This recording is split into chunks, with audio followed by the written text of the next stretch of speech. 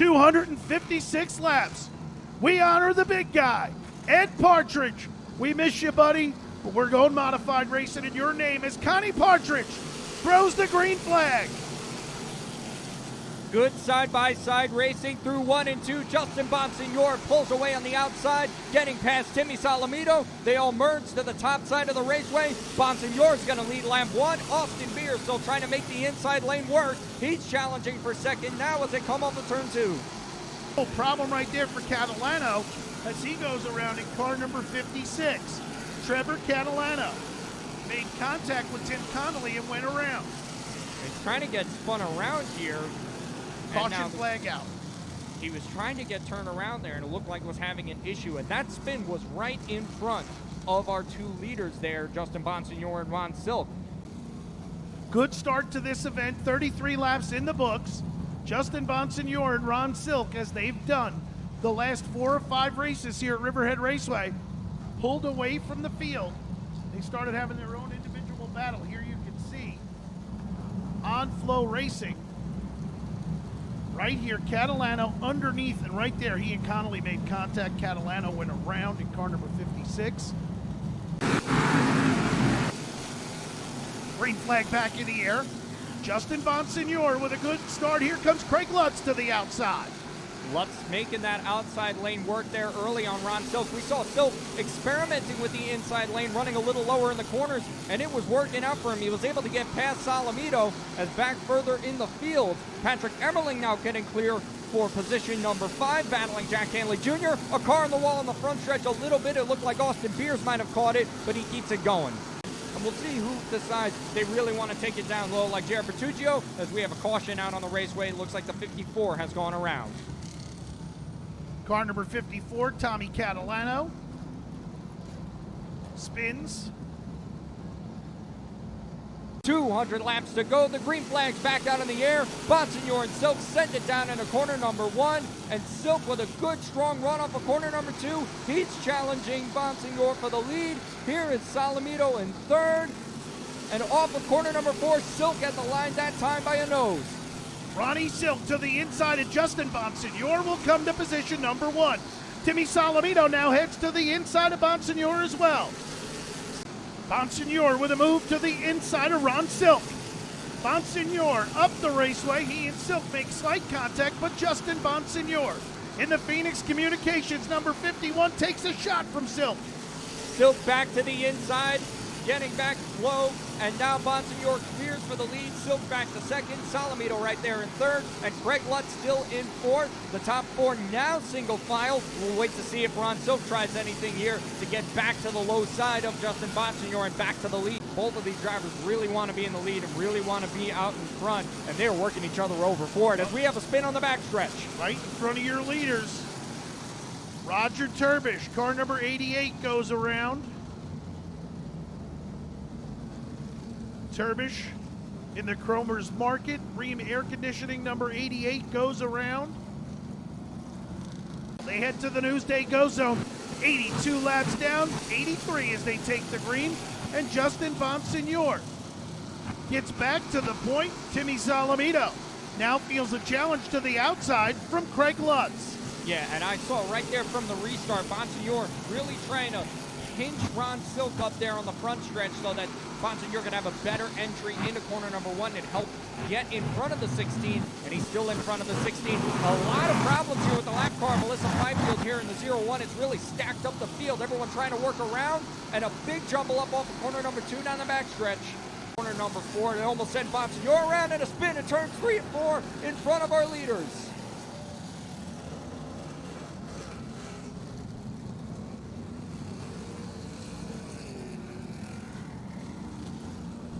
Caution flag down for car number 01, Melissa Fifield. Right front flat tire, suspension damage on that car. Here's the replay, Fifield to the inside, so Catalano into the back of Turbish. Fifield, just a victim there. Yeah.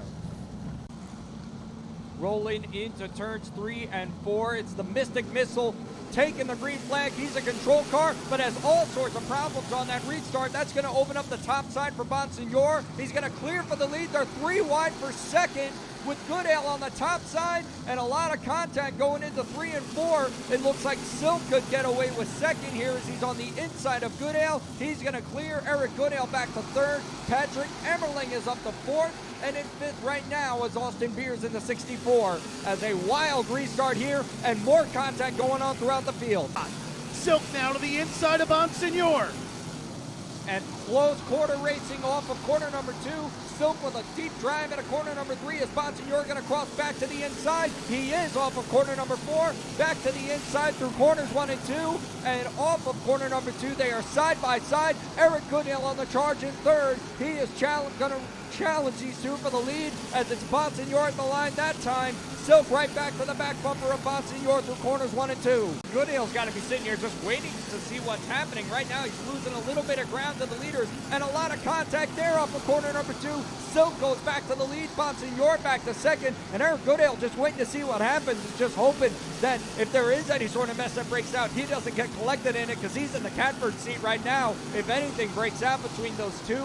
But right now, Silk pulling away a little bit from Justin Bonsignor. I can't believe they were beating and banging and they were still pulling away from the rest of the field, Steve. He's just trying to close back in here again, trying to see how much of a charge he can make. I'm sure he's trying to go for the lead right now. Oh, he got into him. Oh, yeah. And remember, when Silk went by him, they made contact. Bonsignor's been thinking about that for many laps, and he'll come back to the lead. Just waiting for his moment there, and he gets back to the lead here. We'll see what Silk can do to challenge Justin Bonsignor back for that lead as the 16 of Silk looks a little lower off of corner number 4, but they stay nose to tail going into corner number 1.